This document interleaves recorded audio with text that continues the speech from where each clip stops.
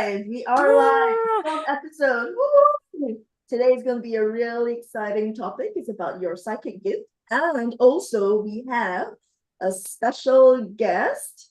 Well, I want him to be here more regularly. yeah, hopefully more often, not like a special rare That's sighting. right. Future regular. A future Yes. regular is perfect. Yeah. Chong Soon. Yay. One of our very special male channeler. We are If recruiting. you're a guy, please join us.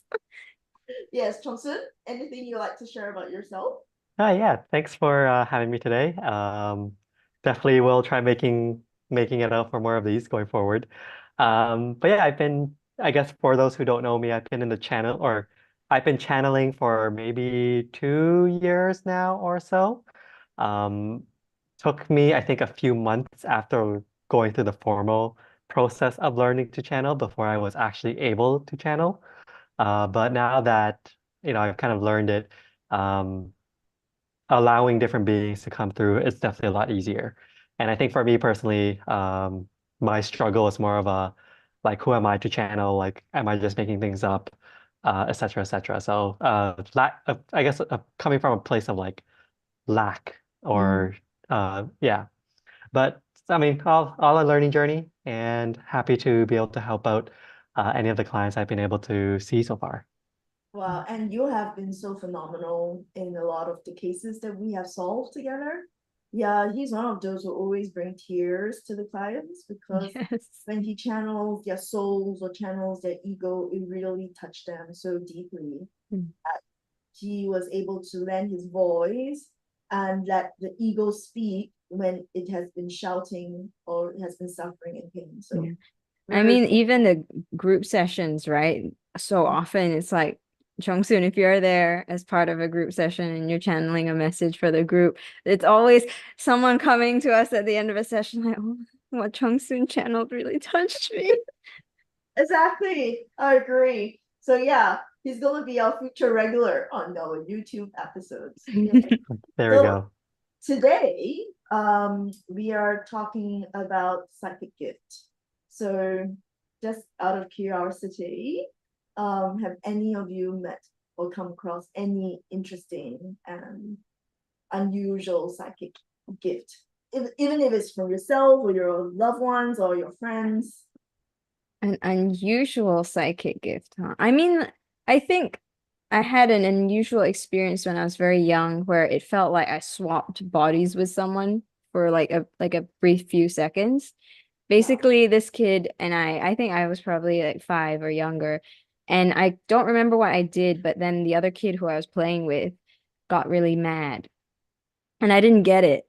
And I remember in that moment I had this just really deep, intense wish to understand why are you mad? Like, I don't get it. I want to know your perspective. And then I kind of had that feeling and then kind of blinked and had an experience of seeing myself, but like from their perspective and feeling the sensation of like frustration and annoyance with what I was doing. And then I like popped back into myself. And I couldn't quite remember their thought process, but I remembered the feeling of it making sense to find myself irritating from another person's perspective. So that was kind of like the weird experience where I haven't really like heard anyone else describe something like that. Oh, well, that's unusual. I've never heard that before, but Yeah. the ability to take over somebody else's Yeah, body. I guess it didn't feel like I was taking over. It felt more like an instant replay. Wow. It was like, and now let's like see what how that happened from camera Really two. be in somebody else's shoe. Yeah, Chongsu? Yeah, after that story. No, honestly, I think something else I probably should have added as part of my intro. Like, I would say I'm a very practical and logical person. So, with a lot of these things now, it's like with the psychic gift question, I was like, I don't know if I've actually encountered or have had an experience like that, or if I have a psychic gift per se, unless you're calling channeling something like that. So yeah, I honestly, I feel like I probably have more questions for you guys than I have answers for this you session. you know what's so funny, I think, Jungsoon, is that we're talking about psychic gifts, and we have you and I on this call where I know you're a very logical person. And even when you were talking about like feeling blocked with channeling, I was kind of thinking to myself, like, maybe it's a strength. Because it can seem like you're more blocked or it's harder, but at the end of the day, I think it's because you do want to take the like time and consideration to know whether or not you're actually channeling or it's your own mind. And it's like, it's true, our mind is there too. And that taking that time and that deliberation, I think is a strength of yours. And for for like what you said there with psychic gifts, I have a similar feeling where it's like up until recently, up until even doing the channeling work, I would go back and forth between was there actually an experience there, or am I just imagining things? Is there an explanation that could make better sense that I'm just not seeing? And I would like bend over backwards to try and find something other than just, I don't know, like psychic supernatural stuff is the answer. So for myself, I have a few occasions, actually quite a few occasions, that I know that it was under the realms of psychic. Mm. So there were often when I would know instinctively what my school results were before they were published. Like for my O-level results, I knew my results way before it was published, and I was very upset because it wasn't the results I wanted. Or I remembered like I really wanted to do very well for Chinese. And so I was wondering what questions they were going to ask, especially the questions of like, what word goes into this blank, right? And some of the words are really difficult, stuff like that. And it was only 5 questions for that section. And I just paused, and that 5 questions popped into my mind. And I know exactly what questions was going to come up for the exam. So that was really good. So, but of course, I didn't know it was for the exam. I was just like, what are the 5 questions that I may not know, or what are the questions that I should prepare for exams? That was more like what was in my mind.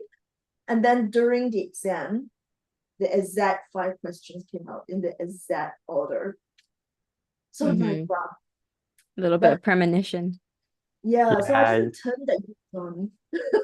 I was gonna say Regularly. the closest I've ever gotten to that is like, oh, I think I did really well, and I get back and like I failed. Oh boy. That was your So mind hoping. yeah, not psychic gift there. Yeah. But it's like I Recently, feel like yeah, I go on. see premonition quite a bit.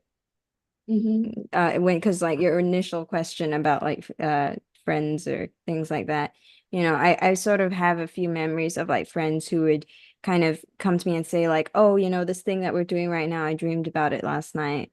And I didn't really buy it at the time. But I mean, I have had a few of my own experiences with that where, one time I was going to meet a friend, and as I was walking to the location, I suddenly got this thought of like, oh, that thing you asked this person to do, they didn't manage to do it. And I was like, that's random. Why would and I was thinking like, am I just imagining that because I'm thinking of like worst case scenarios? And then I was like, no, not really. It didn't feel the same as like when I'm, you know, thinking of like negative outcomes. Yeah. And so I was like, well, we're gonna meet him in a second, so let's see. And then I was like, oh, hey, did you do the thing? And he looked at me like, no, I didn't.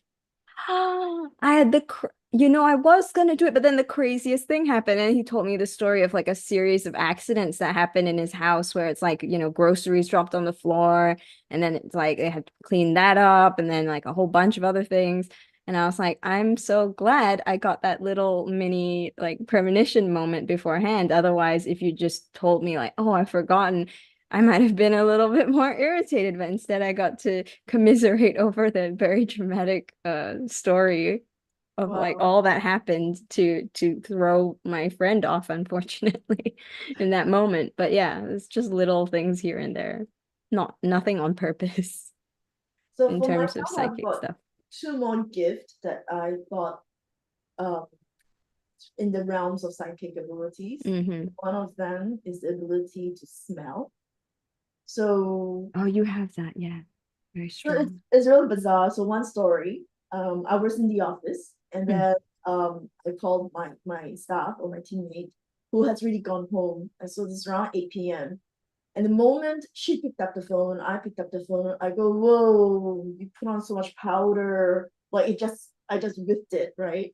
And she go, yeah, I just stepped out of the shower. I need to dry really quickly. So I just like powder a lot on just to get dry. And then both of us paused and we're like, okay, we're on the phone. No video. Yeah, then we were not video, we were on the phone, but the smell of the powder was really strong. And then there was also times when I'll be going to a place and I'll be smelling cigarettes or stuff like that. But obviously nobody's smoking around me, and then there isn't any other smoke around me. So then what I'm actually smelling, I now realize were actually smells of spirits Yeah. who were addicted to smoking or addicted to some other smells. So that's one. The other thing is that always aware of what the person has at the back of their mind, the question at the back of their mind. So that freaks them out sometimes, because then I'll be saying that, oh, you're just thinking if what I'm saying is going to be whatever, right? And Mm. I'll stop reading my mind, right? And the other gift that I have, right, and this one is really unusual, is to be able to see people's thought bubble. So, Mm. so this one is interesting. It's like, there's one time I was in a lecture, but then we had a break, and I was just teasing this guy about introducing my girlfriend to him. Mm. He's like, no, no, no, don't bother me with introducing any girls, and I'm just going to focus on my exams and stuff like that, right? And then in the middle of the lecture, I was like, am I seeing something in my eyes that's something wrong, right? Seriously, there was a thought bubble that came out from his head, right? And then it took shape of a girl, like short hair, spectacles, right? I could see exactly the head of the girl. And then the thought bubble floated out the lecture door. And I was like, Wow. am I seeing something wrong? Because that was my first time. Yeah. And I was like, I have to see it again, right? So I like stared really deeply, and then another thought bubble came up. So the whole lecture, I wasn't paying attention because his thought bubble kept coming up, right? I was like, what? And then I followed the thought bubble out the out the door, right? Mm. So at the end of the lecture, I couldn't help it, right? So I approached him again. I go, hey, George, were you thinking about a girl, short hair, spectacles? And he was like, I put it in my mind again. Would you just stop him? Oh no, the whole lecture could see it. I was like, what do you mean the whole lecture could see it, right? So that was one time, right? And then as I progressed to work, and I remember one time my boss was sitting right in front of me, and one of my colleagues was presenting, and I have no idea what was she talking about. And then suddenly, on top of my boss's head, popped a bubble again, and it was a big question mark. Oh, here we are, alignment. I go, boss, do you not know what she's talking about? Is it? Yeah, I have no idea what she's talking about. So these are some of the gifts I have. So the only problem with my gifts is that I do not when they turn on and when do I turn them off. Oh my goodness. Do you So still get Wow. that? Just bubbles coming out of people's heads? I think it's thankfully no. Because okay, can you imagine? I walk everywhere to the shopping centers, to the bus stops, the taxi drivers. That I can just see the thought bubbles. That would be completely It's too much. distracting. So for today, I did prepare some slides just to help and guide people along. Just really something very simple. Yes, yes. Yeah. Can you see this? Mm-hmm. Yeah. All the classic imagery. Yes, all the classic things. But what exactly is psychic gift? Talk so much about psychic gift. So psychic gift, generally also known as ESP, extrasensory abilities, right? To perceive something that normal channels do not communicate. So we have the advantage of knowing something more. But I must say that scientifically, nobody is able to prove anything yet. Yeah. There's no science documents about it to say that, yeah, there is such thing.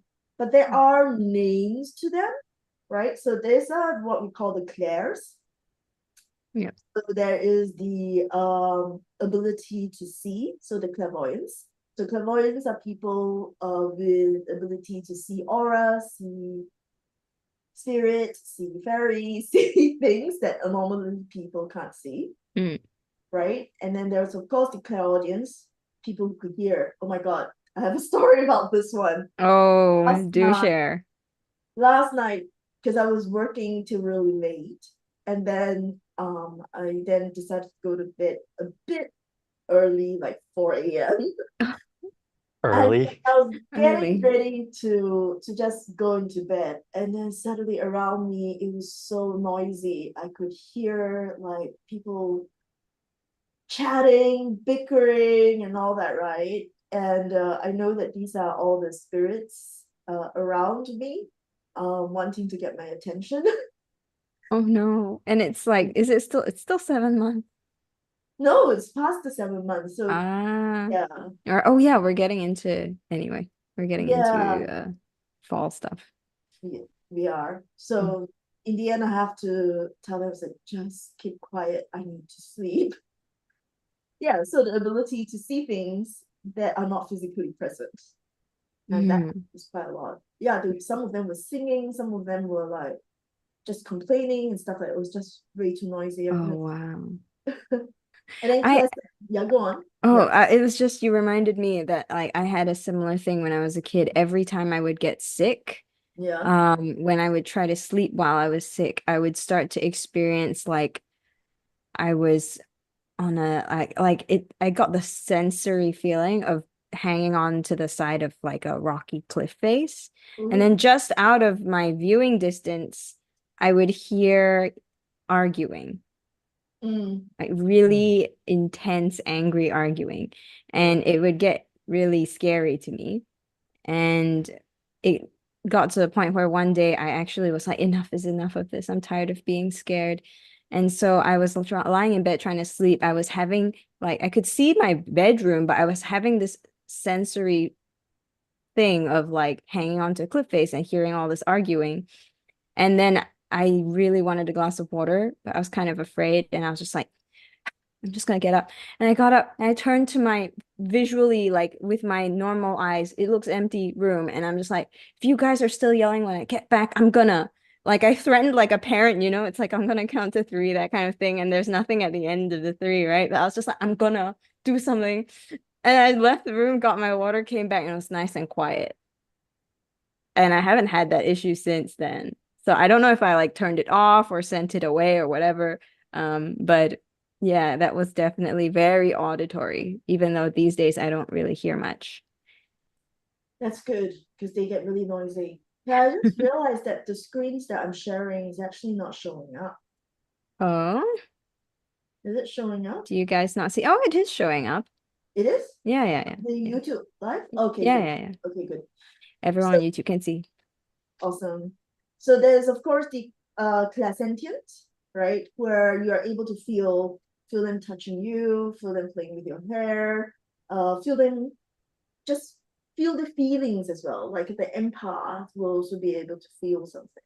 Yeah, and this is a sometimes can be pretty freaky with like if I suddenly send somebody who is feeling upset or having a toothache and they'll be like, how do you know? Right? So these are all the clairs that are Yeah, quite for that one, common. I feel like I might have a story there. Oh, Ooh. good. Um, yeah, so I think I was staying at a pretty nice resort here in Malaysia. And like when we checked in the room and like it was at like close to night that like when we came back and like we're wrapping up for the day, I just felt like this like being around. And I was like, and this being did not like was like very angry. It was like not it did not seem like it passed away well. And I was like, yeah, I don't know what exactly happened here, but I'm sorry, I don't think you should be here anymore.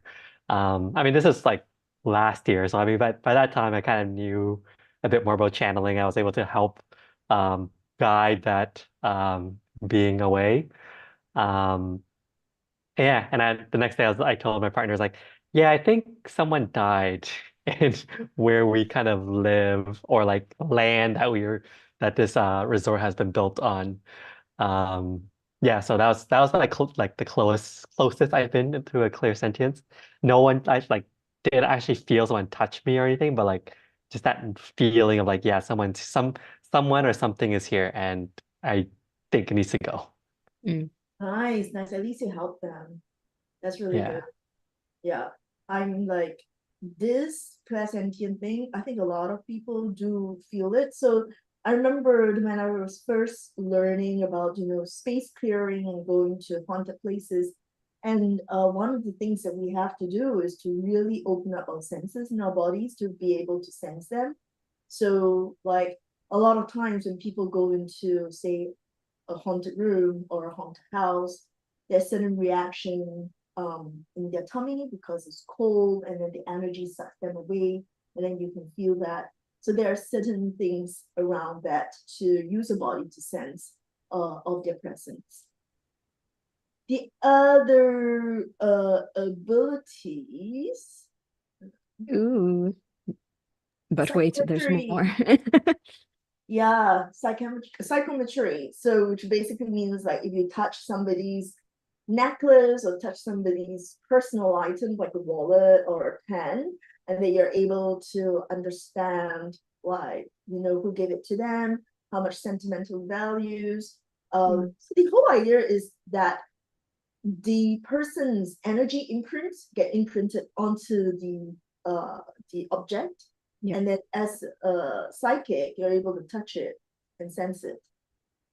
So I remembered when I was learning all these things, and we all have to test everybody's something. you know it's fairly interesting what you can detect from the energy of the things. Telepathy, I think this is what I shared a bit about being able to understand people's Mm. thoughts and hear people's thoughts and feelings.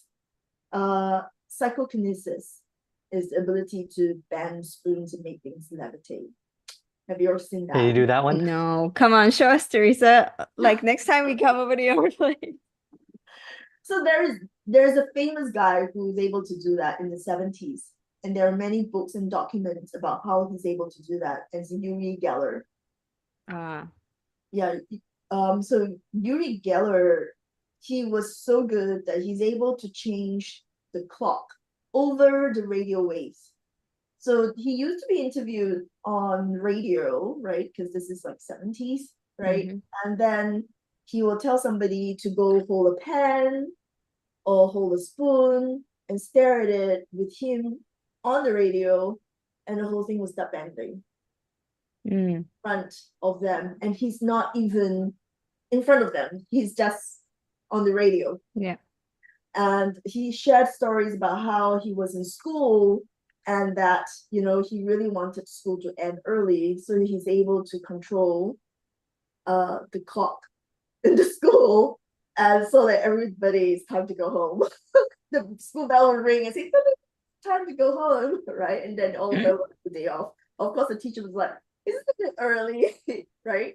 So yeah, he has that ability to bend metals specifically. Yeah. And then the next one is what I repeated the psychokinesis. The precognition and retrocognition. So the Mm. ability to tell the future, and also to say like you've gone to the location and to be able to tell what happened at the location. So these are some of the gifts, the psychic gift that is currently defined.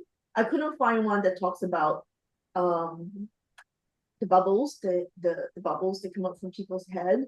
But I think maybe that's under clairvoyance, maybe, Yeah, probably. to be able to see people's thoughts instead of hearing people's thoughts or read people's thoughts. Yeah. So some of the questions I thought that are pretty common, right? Are these gifts? Yeah. or curses. Oh yeah, I couldn't find the one on the ability to smell as well. Like what Claire is that under? Maybe under Claire sentient. And it would be it's because all the clairs are just Claire and then whatever the proper term for each of the sentences are.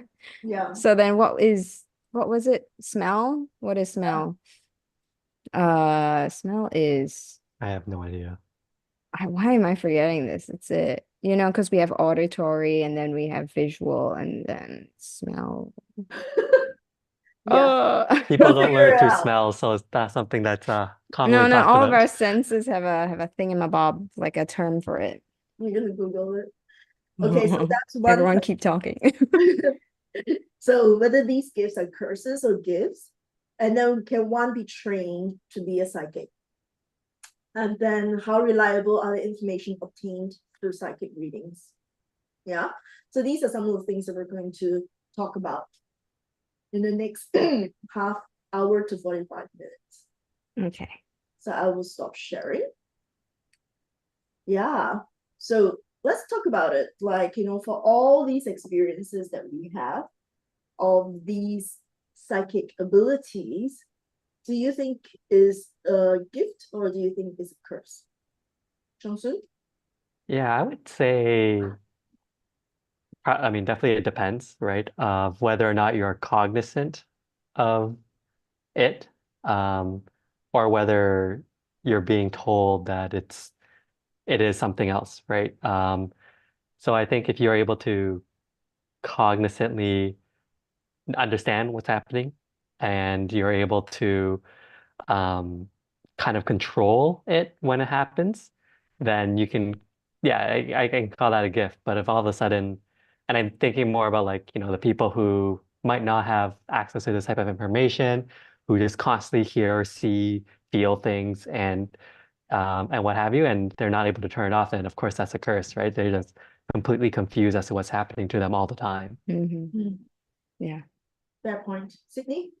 I think for me, the whole idea there and what it makes me think of is if you're someone who's experiencing the world in a way that the vast majority of people around you are not, then chances are you're not going to have the resources around you to be able to process that information to know, okay, how is this useful? And a lot of, what Chong Sun said there.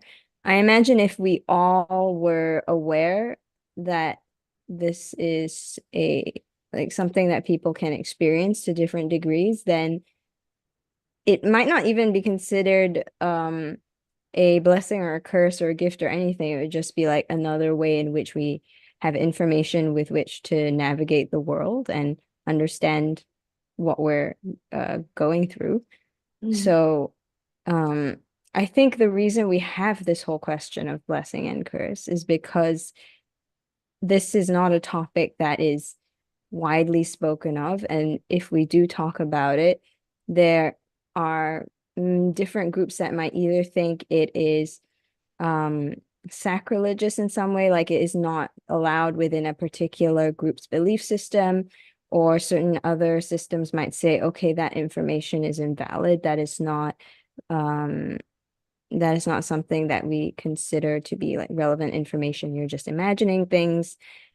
So with that in mind, it can leave someone feeling very isolated when I think fundamentally the whole thing is very neutral.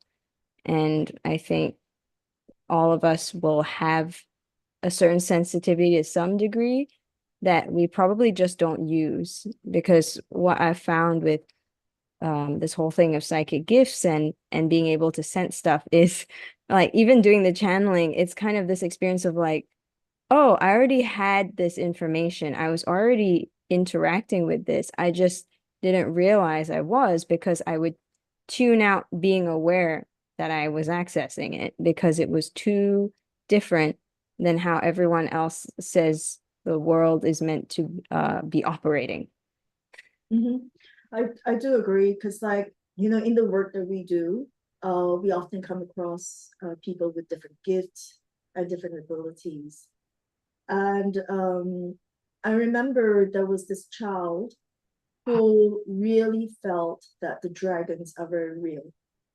And when she was young, the parents dismissed it as an imaginary friend that's keeping her company. But as she grew older, the parents want her to stop it, stop talking about dragons, stop talking about like what the dragons are saying to her and stuff like that, right? So that becomes really difficult, that she start withdrawing because she thinks that maybe she's crazy.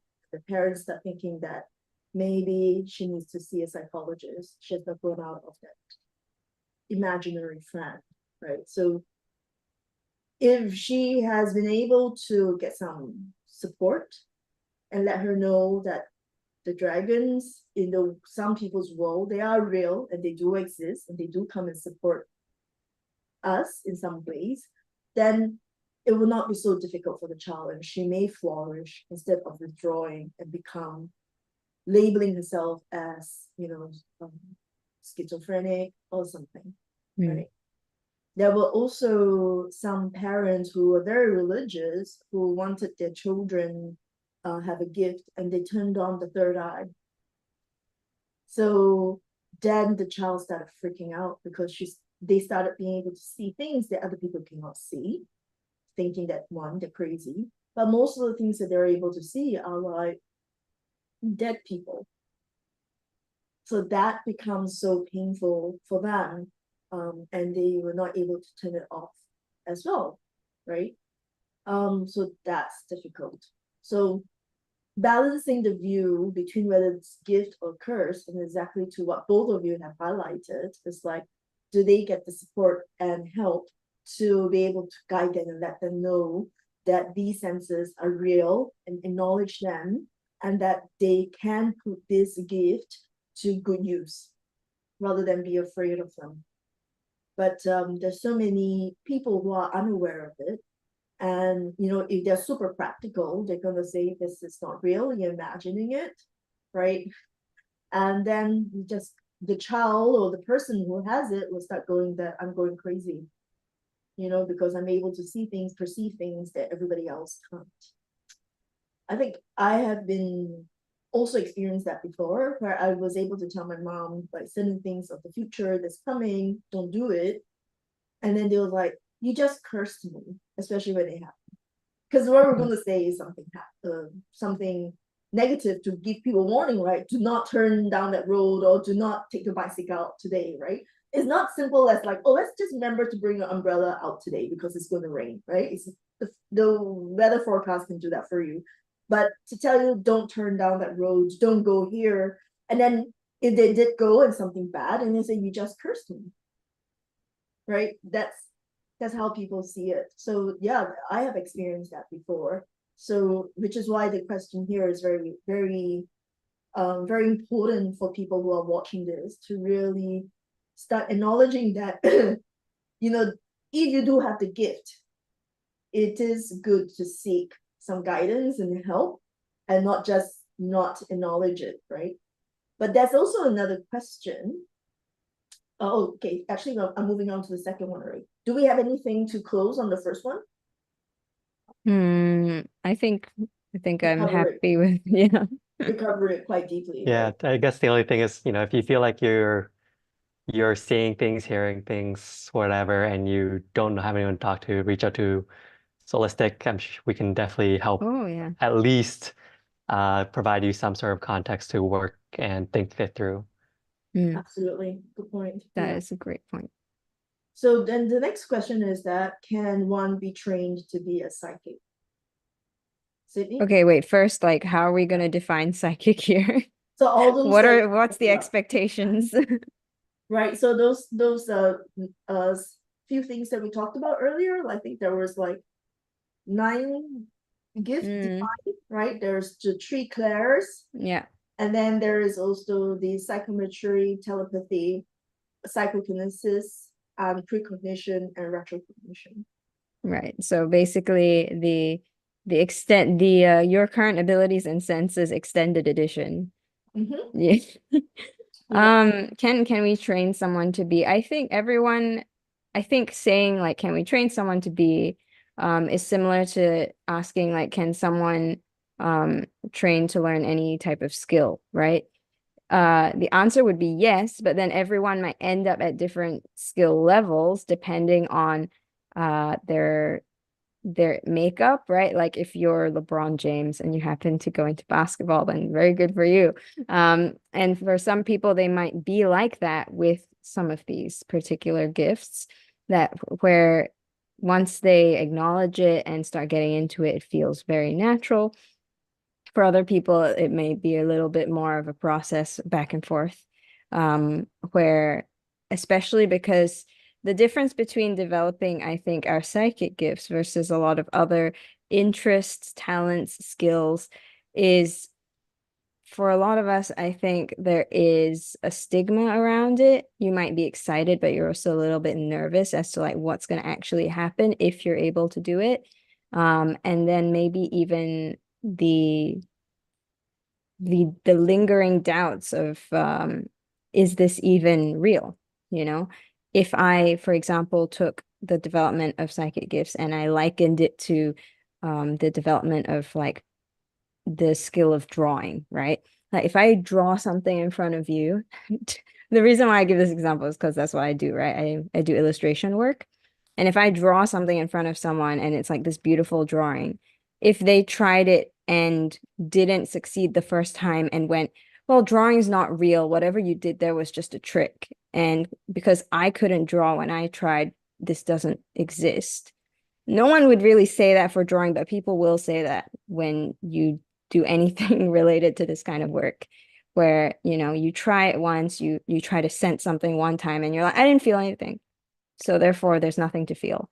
Or there's nothing that can be developed here. And it can take a little bit of time because I know I went through that when I was in my teens. I was like, I don't feel anything. Whenever anyone talked about anything related to what we're doing here now, I would be like, what is this crazy scam? Like so out there. And I don't feel anything. All of the different exercises and things I would try, I wouldn't feel anything.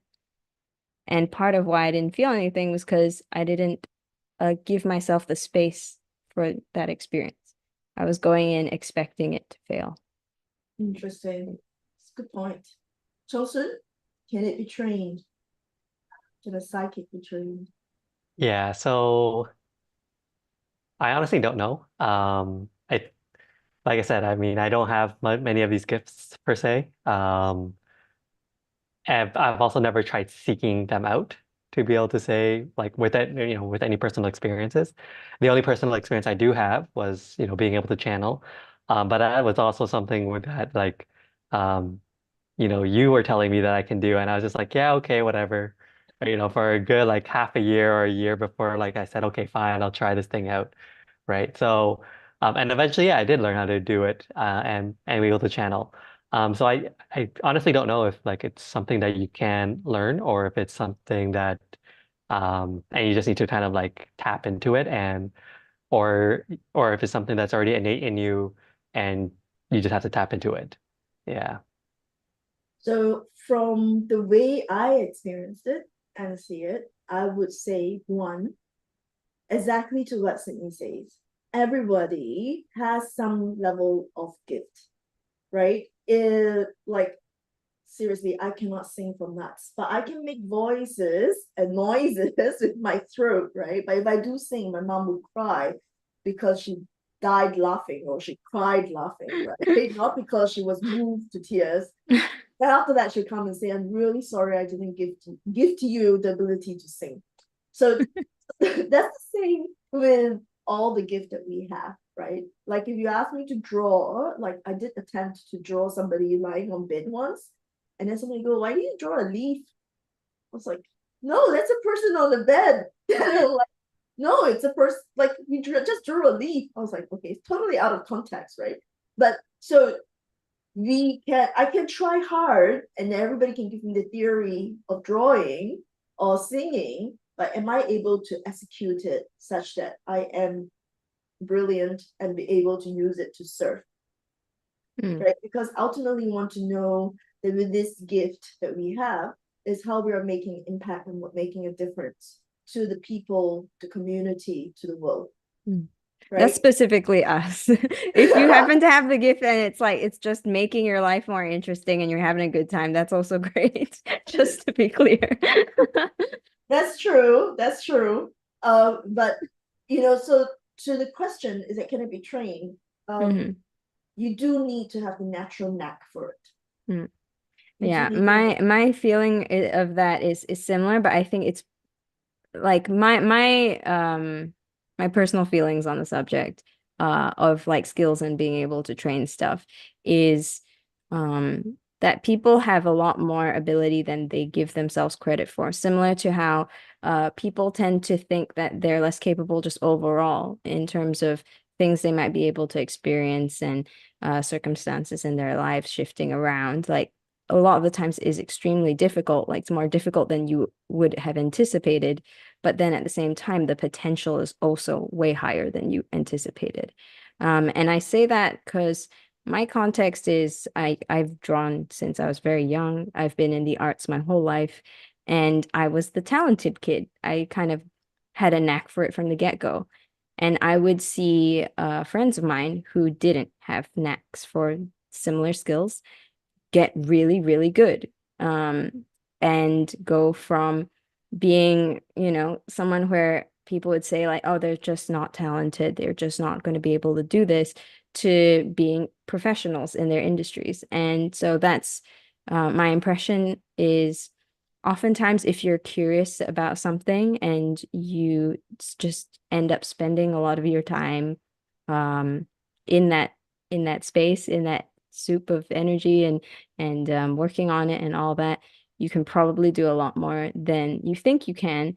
Um, and I even think of like my own brother because when we were kids, I would sing and he would sing, and then I would laugh at him and I would tear him apart because I'd be like, that was really bad. And every time I would hear him sing, I would just, as a terrible older sister, I would go in and find him and be like, please stop, my ears are bleeding every single day for years. And over time, his singing got good. He somehow didn't listen to me, thankfully. Oh my goodness. He didn't actually just stop singing because he was just having too much fun with it and he didn't care what I said, which is such a relief. And he kept going, and now he actually sings really nicely. Um, so yeah, if you're really having fun with it, if you're interested in these kinds of topics, just, enjoy yourself as well. Don't worry too much about what you're capable and not capable of. Hmm, that's a good point. That's a good Yeah. point. I think Yeah. like oftentimes if you're drawn to something there, like that is the sign. Hmm, that's a good point too. Yeah, if you're called to really want to research a bit deeper about this, or if you are called to say that I'm curious about it, then there will be some inkling.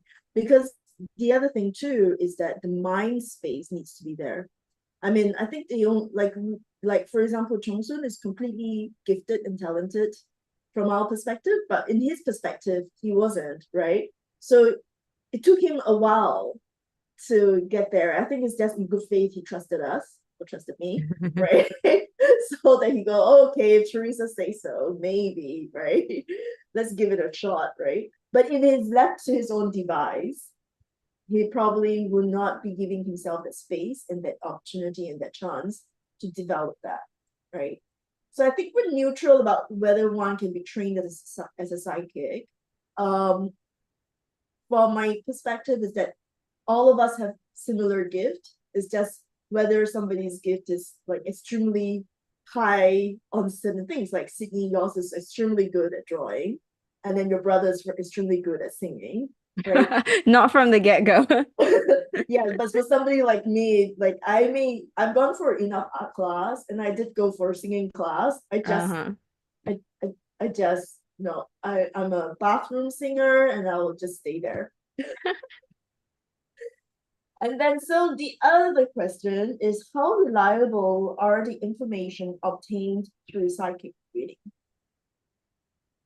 or Hmm. through our psychic gift, Oh, through the psychic gift. I mean, psychic abilities? Yeah. when it comes to like my own intuition about things, I will happily like trust it 100% just because I'm like it's my own source of information. It's my life choices and it's nobody else's business.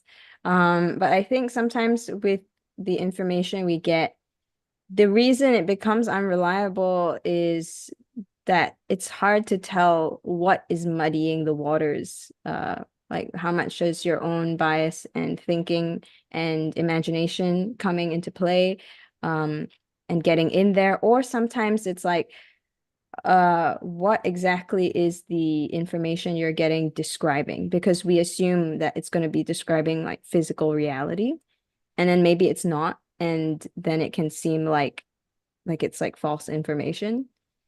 So it can be a little bit complicated, but the reason I think I end up sticking with it is because it's higher than guessing. Like it's just like I get better results doing it this way than just, flip a coin. Let's just see how that goes. Interesting. Chongsun? Yeah, I would echo same thing. Like if it's my own intuition or that going back to my initial story of like, oh yeah, I feel like there's something here. I'm just like, I'm just gonna try doing something about it myself and hopefully it works, right?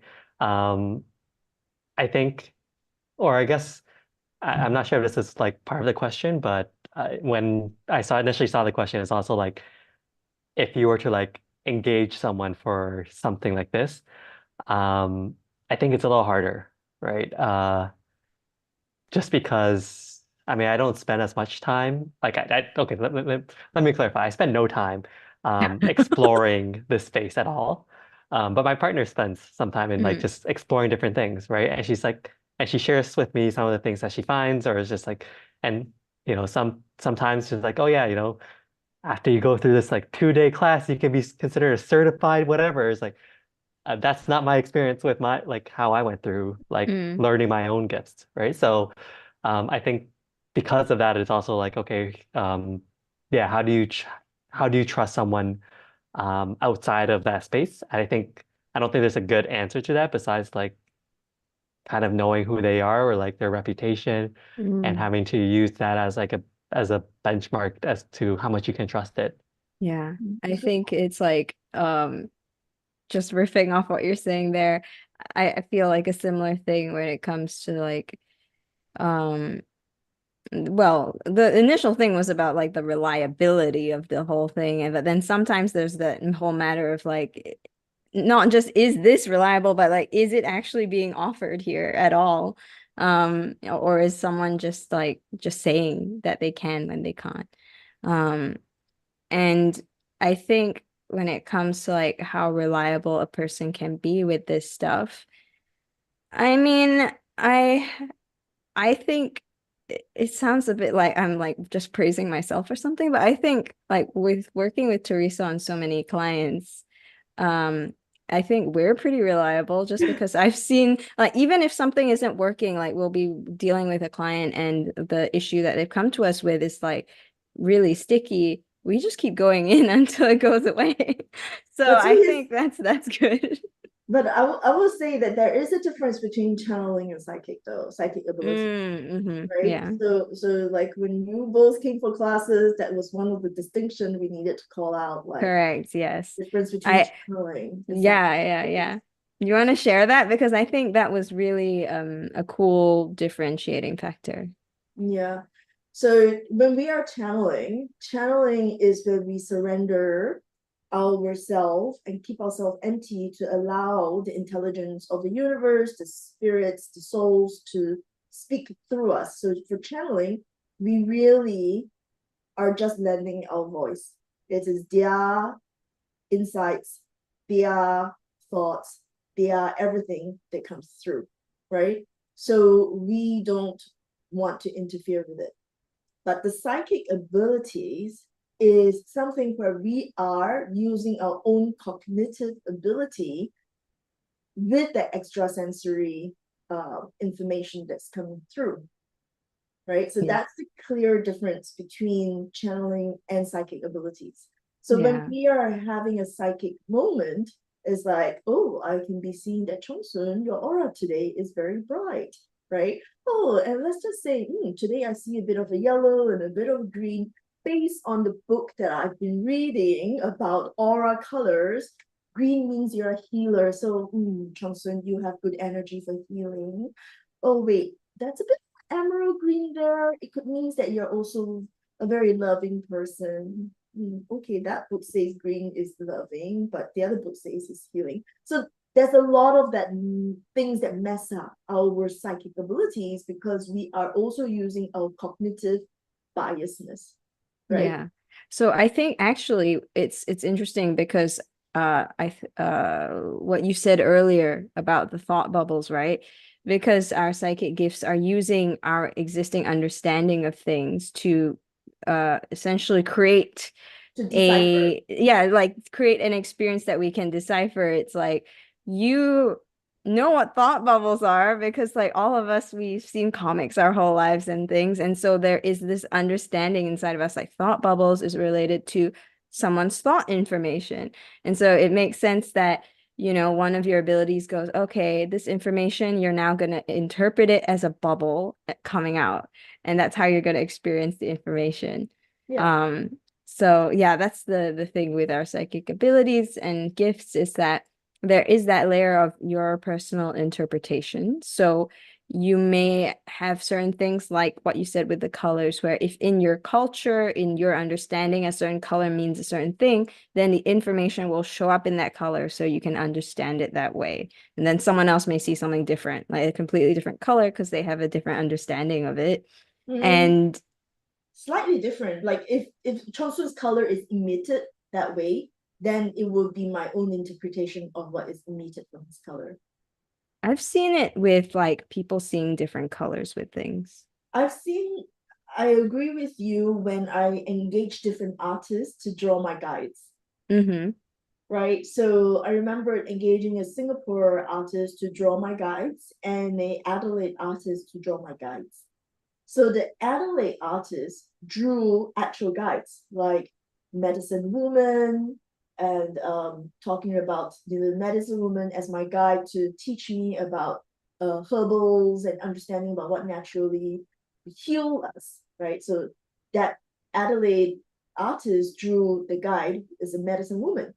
The Singapore guide, right? And the Singapore guy drew my energetic imprint and drew a lot of plants. And his interpretation is that I'm very good with nature and I should spend a lot of time in nature because that's healing for me. But if I put two and two together, plant woman, plant medicine, or medicine woman, and then his interpretation is all plants, is like they are two different artists, but they see different things in my energetic blueprint. So, I would say we're saying the same thing there because you're trying to interpret information a certain way. So sometimes it can be that case as well. I was going to add about how reliable this information are, is especially when you go for tarot card reading, or when you go for palm reading, or you perfect. I was going to ask, would you consider tarot or astrology or any of these part of psychic gifts, or where do they fall? Oh my goodness, but like astrology is like basically math. That's true. Like if you ever, I can remember a guy I knew was like studying Vedic astrology and he was showing me his textbook and I was like, that looks like math, like that. It looks so, because it's all about like calculating the positions of like all these different celestial bodies and then like mapping that to the like documentation on how to interpret it. So I feel like that one is like you can do that with without even and like having to access anything beyond the existing bodies of knowledge that people have and the documentation. But I mean, depending on the astrologer, they might throw in their own. I didn't put in astrology in here, Yeah. but I think astrology probably is decoding what the stars are saying to us. Yeah, exactly. Right? It's like, all right, this is in this position over here in the sky, and then when you put that over there and it's aligning with this other thing, I don't know astrology. I'm so sorry for butchering it if you happen to be an astrologer and you're watching. I don't know. I wouldn't call it a psychic gift because there is a science. They broke it down to a science, right? Or pseudo. It's all calculated stuff. Yeah, You just like can do astrology astrology right now. I'm trying and to say, well, no, no. numerology as well, right? But when we're Mhm. talking about like readings, crystal ball readings, pendulums, right? Or tarot cards and all that. I just flash. Yeah, I mean, depending, like tarot cards though are interesting because they also have a system of interpretation. They Because do. like all of them, like especially, well, depending on the system, there's like several But it's different also the ones. psychic abilities to draw the cards as well, right? Like Yeah, yeah, like to get the cards. card. But then it's like once you have the card down, there is like, okay, Yeah, what symbols are we seeing on the cards? How are the cards correct. all interacting with each other? So most of them, Little uh, 50-50 there. so most of the psychics, right? They may be reading the palms, like because they read, like they learned to read the palms, or they learned to interpret the cards and stuff like that. They would also use some of their own assessment of the person who came in front, right? If this person wants to ask about relationship, and then you look at this person looking sad, it, psychically, you will interpret the cards as to like, oh, someone new is coming to your life, right? Because you will make some assumption if this person is looking sad and asking about relationships. So that's their own personal bias or personal skills of assessing the client first, and then put that into context when they're interpreting the readings of the cards or readings of the pendulums or things like that.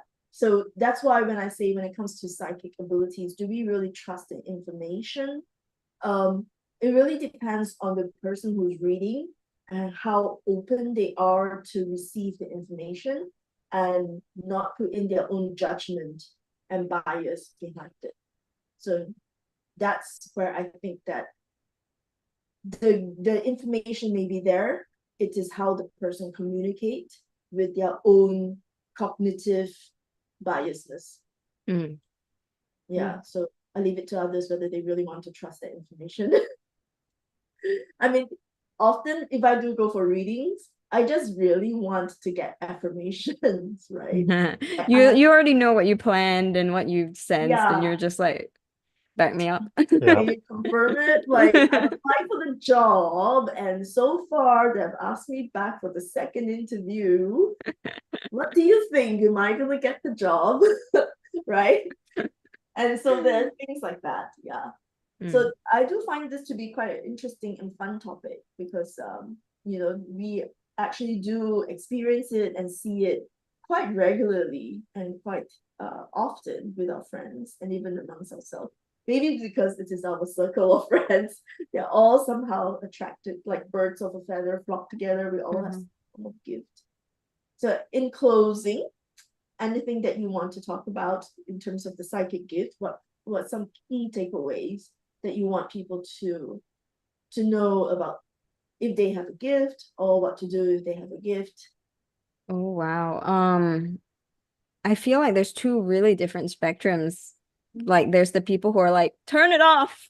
I'm getting crazy amounts of information all the time and I don't know how to deal with this. And then you have the people who are like, I don't know, it's kind of interesting. I mean, if you found this video, right, you'd be like, I don't know, it's kind of interesting, but like, how do you even begin? So like, there's like two very different pieces of information for the people who have a lot that is like coming in.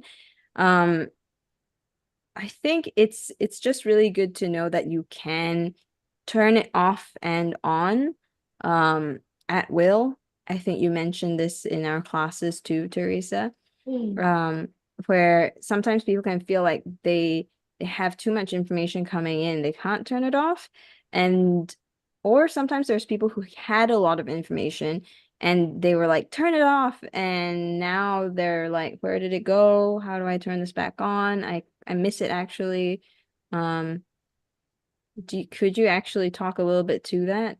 Whether someone is looking to turn it off or on again, and how to actually get that switch to be something that you can just have the intention and it just goes whichever direction you want it. Well, I think once we turn it off, it's actually very hard to turn it back on.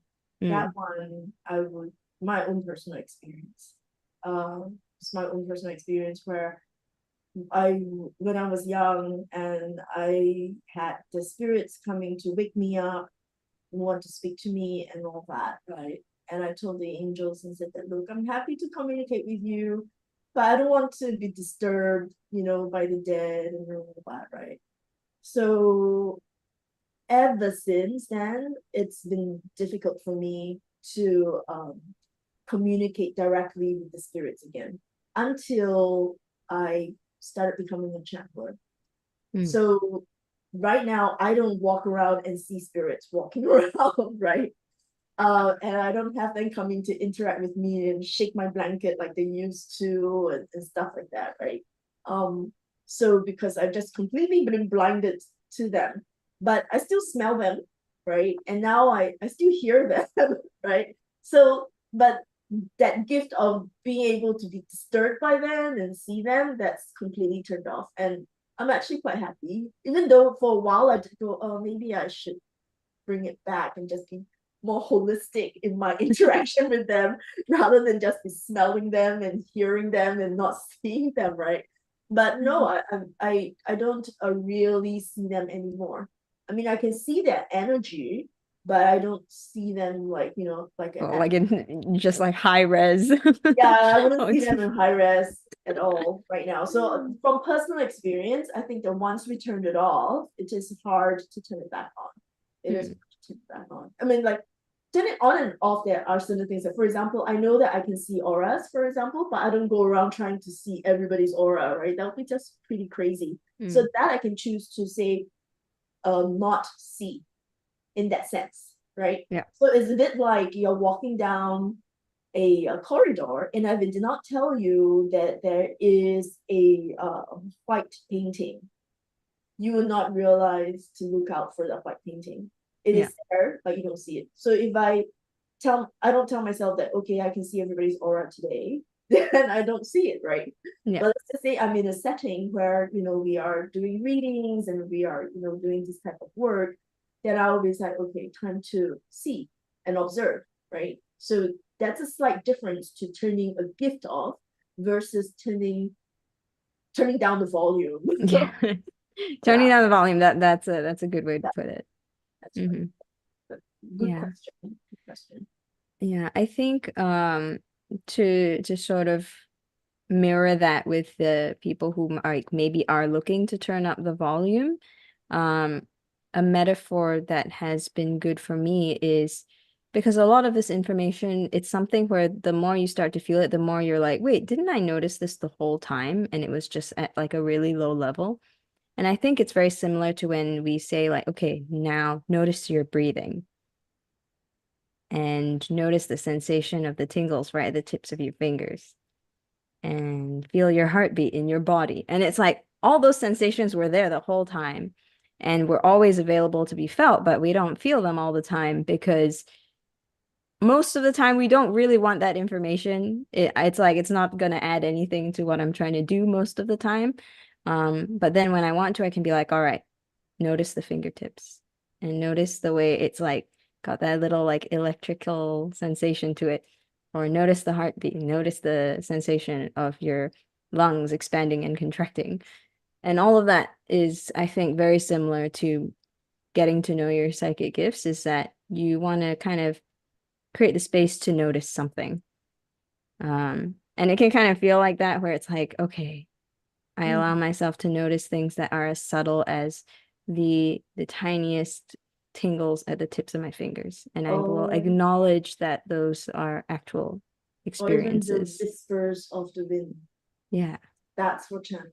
Yeah. Yeah, that was from Lord Kumara, right? Yeah, the whispers of the wind. Chongsun? I guess keeping with the same general metaphor, if you cannot find the remote at all, or if you didn't know the remote exists, it does, just find your group of people, someone you can talk to about it. Don't feel like you're going crazy or anything. Yeah, just there's a way to go about and handle all of these gifts. It's a very good point. I'm really glad that you brought that out because that was exactly what I wanted to give it as a takeaway for people. One, you're not that different. You're not that alone. There's many people out there with also similar gift.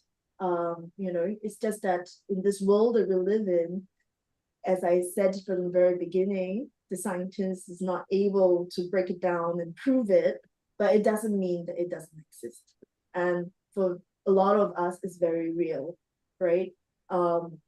Just another story. I remember one time I was really running late, and I just was asked to go home and just bring a pouch. I'm like, it's so irrelevant, right? And I was like, I'm really late. Do I really have to go back into my house to get that pouch, right? And then they're like, yeah, go do it. So fine. So I went back to my house, found a little pouch, grabbed it with me, and I was late for class for 15 minutes. When I arrived in class, a girlfriend or a classmate somehow had to smash a glass inside her own makeup kit. So the whole perfume is a perfume glass, and everything shattered, and like it's nipping her hands. And I go, oh, now I know what's this pouch for. And I brought her a pouch, and she needed it just at that moment. So it's like sometimes it's so weird to want to ignore it, but if I did ignore it, I'll regret it, right? But how do I share these experiences with people? It's so random, and then it's not something that I turn on intentionally to say that today let's predict if somebody needs something from me. Right? Yeah. Yeah. But yeah, there are many other people with gifts that they don't know what to do with, and it freaks people around them out as well. Like my mom got freaked out when I say, do not turn to left to that place, right? Something bad is gonna happen, right? And she's like, you and your mouth, and just curse me, right? So there's a lot of these things where people do not know how to handle this gift. The people around you, your loved ones, get freaked out by it, right? Or you say that there are people standing over my bed when I'm sleeping and stuff like that. Talk to somebody. There are somebody out there who are familiar and know how to manage it and handle it, and don't dismiss it. Don't dismiss this. I mean, don't tell yourself that if I close my eyes, pretend it's not there, it's going to go away. It's not. So we're here to help. Yeah. And, like Chung Soon said, you can contact us. We have this channel, we have our website. We're around and very easy to contact. And I think I also just wanted to share that as I've started to open up to this kind of stuff, I've also noticed that the people around me just spontaneously talk about this stuff. And it's been very interesting because, it went from my life, no one ever mentions these kinds of topics, to random conversations in completely irrelevant environments. I'll have someone be like, oh, I had this experience. I thought it was, something supernatural, or they'll just tell me these things now. And so I think if you are open to your own experiences, your own gifts, and it's not just like you will start to sense more of that information the more you allow yourself to acknowledge the experiences you have. But also you might notice that for the people who you might have in your life right now, or people who you do meet through your different social events and commitments and whatnot, there will be opportunities to have conversations and connect over these kinds of topics once you allow that space in your life to exist. Okay, perfect closing. Thank you so much for watching us today, and thank you so much to Chongsun and Sydney for today's episode. Next episode, we're actually going to be talking about our soul makeup. So that's another interesting topic. It's going to be about higher self, our soul, and our ego, and how do they all work together to support us, guide us, and to let us have a very good human experience. So tune in for next week. I'll see y'all soon again. Nice. Bye. Yeah, Thank you. Thank you both. Turn on end stream. Whee. Oh my god. extremely. All good? Yeah, I'm still puzzled about how do I do